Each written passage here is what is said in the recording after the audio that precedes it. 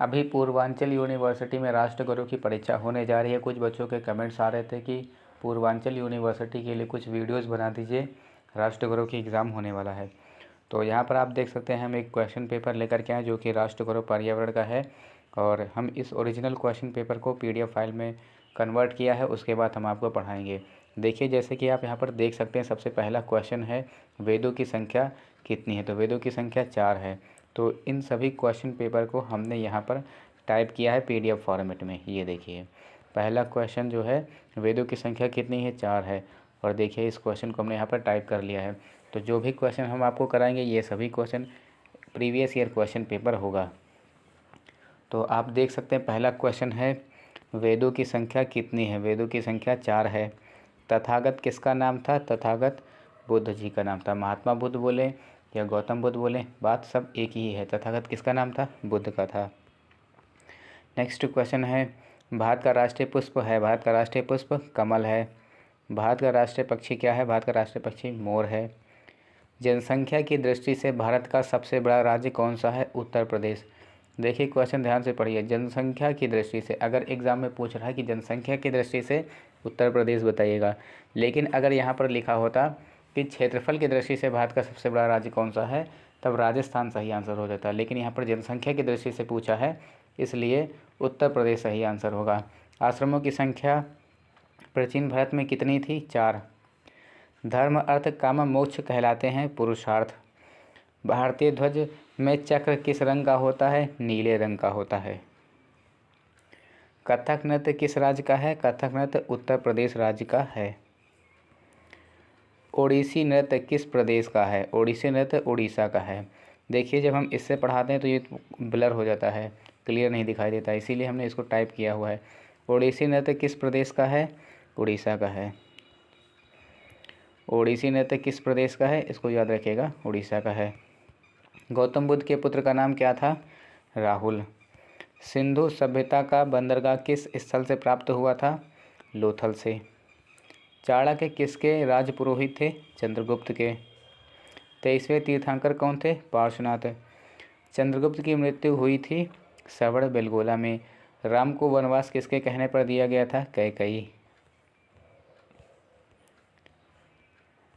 गरुड़ किस देवता का वाहन है?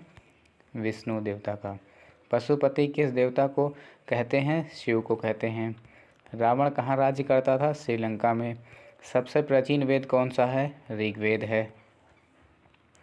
हिमालय स्थित है भारत के उत्तर में।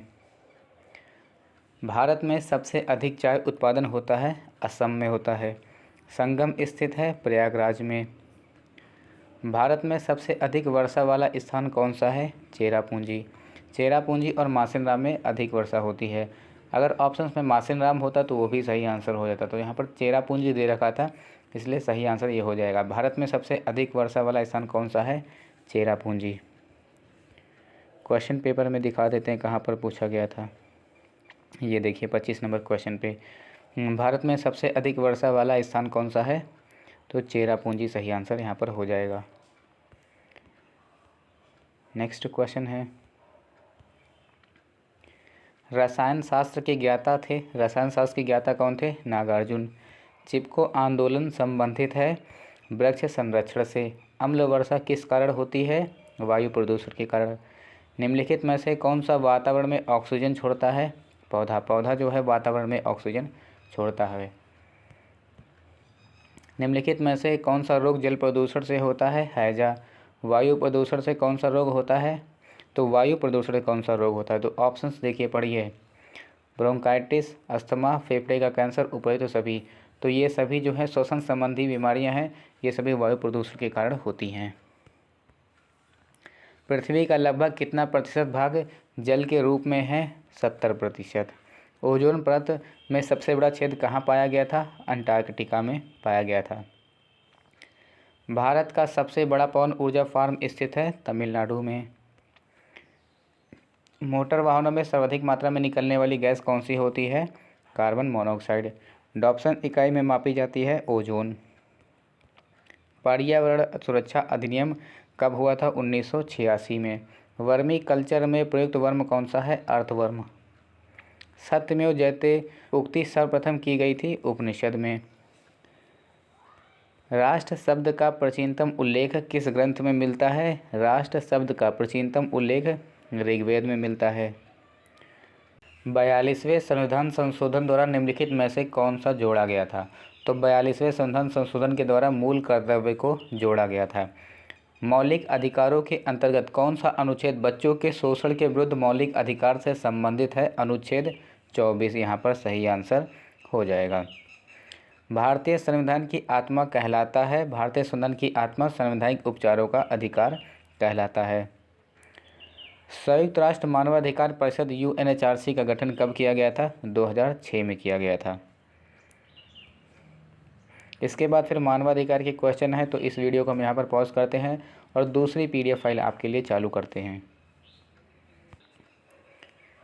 चलिए कुछ और क्वेश्चन देख लेते हैं। दिसपुर किस राज्य की राजधानी है? दिसपुर असम राज्य की राजधानी है। पंचतंत्र के लेखक कौन है? पंचतंत्र के लेखक विष्णु शर्मा। दुधवा राष्ट्रीय उद्यान कहाँ है? उत्तर प्रदेश में। क्षेत्रफल की दृष्टि से, देखिए क्वेश्चन आ गया, क्षेत्रफल की दृष्टि से भारत का विश्व में कौन सा स्थान है? 7वां। अच्छा, ये क्वेश्चन पूछ रहा है कि भारत का विश्व में कौन सा स्थान है क्षेत्रफल की दृष्टि से, तो यहाँ पर 7वां सही आंसर हो जाएगा, 7वां स्थान है। भारत में वन महोत्सव प्रतिवर्ष कब मनाया जाता है? जुलाई के प्रथम सप्ताह। भारत में पीली क्रांति का संबंध किससे है? तिलहन से। विश्व पर्यावरण दिवस कब मनाया जाता है? 5 जून को। इसको जरूर याद रखिएगा, ये क्वेश्चन तो कन्फर्म में आएगा। भारतीय राज्यों में सर्वाधिक लंबी तट रेखा किस राज्य की है? गुजरात की।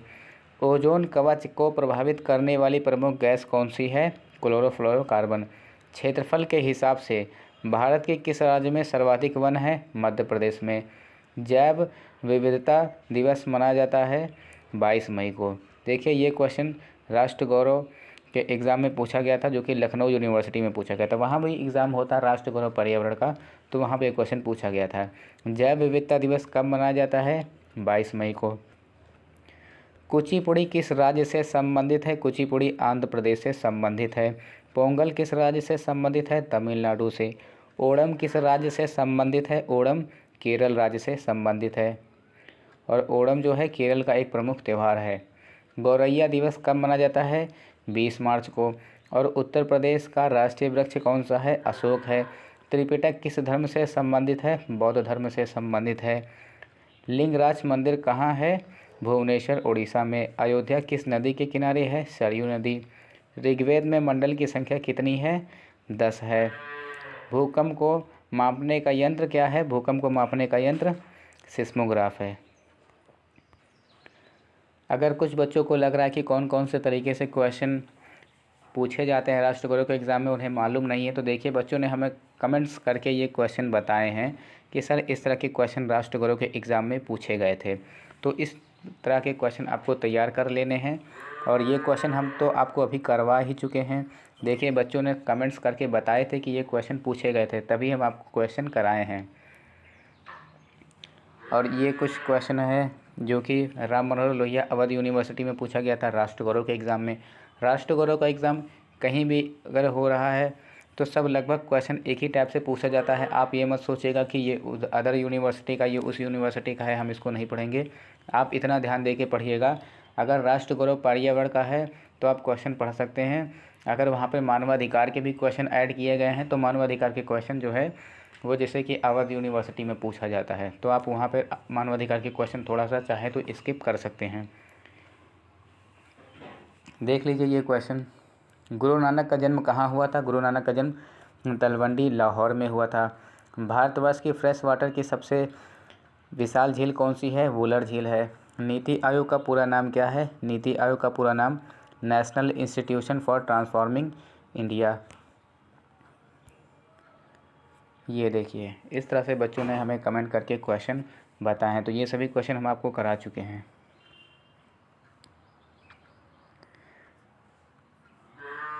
यहाँ पर आप देख सकते हैं लिखा हुआ है आज के राष्ट्र गौरव एग्ज़ाम में पूछे गए क्वेश्चन।